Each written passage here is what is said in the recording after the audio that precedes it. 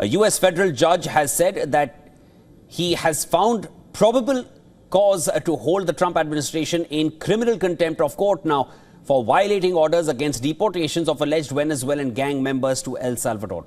Now, the U.S. District Judge James Boasberg said that he could refer the matter for prosecution if the administration does not purge its contempt. If the Justice Department declines to prosecute, Boasberg also said that he will appoint another attorney to prosecute the contempt matter. The judge's statement comes at a time when the case of Kilmar Abrego Garcia, who was wrongly deported from the U.S. to El Salvador, has come to the forefront. The Trump administration is facing criticism, major criticism, for failing to heed a Supreme Court order to facilitate his release.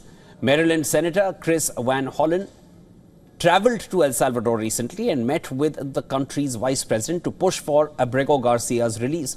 Now, the senator said that El Salvador had denied his request and that he had also been refused a visit or a phone call with Garcia.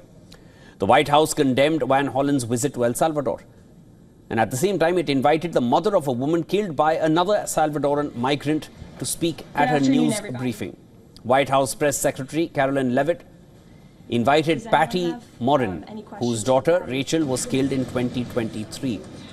Levitt highlighted the Morin case, saying that it has gotten less attention than that of Abrego Garcia.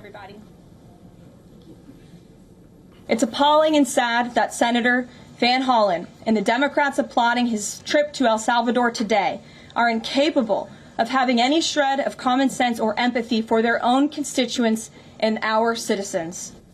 Levitt also said that even if Abrego Garcia returns to the U.S., he would immediately be deported again. As the case continues to cause a political firestorm, the White House has stressed that he will never live in the United States again. And if he ever ends up back in the United States, he would immediately be deported again.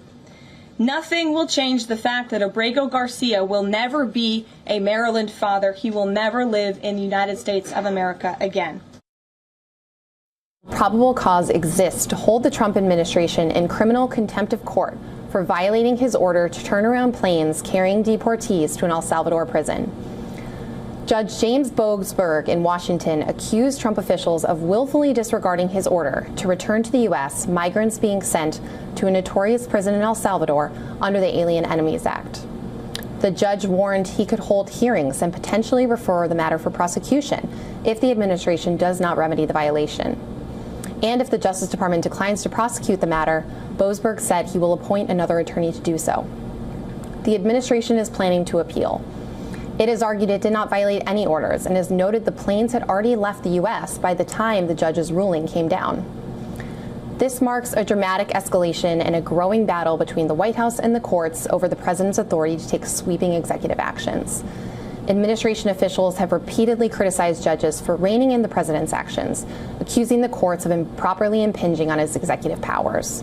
The president has also called for Boasberg's impeachment.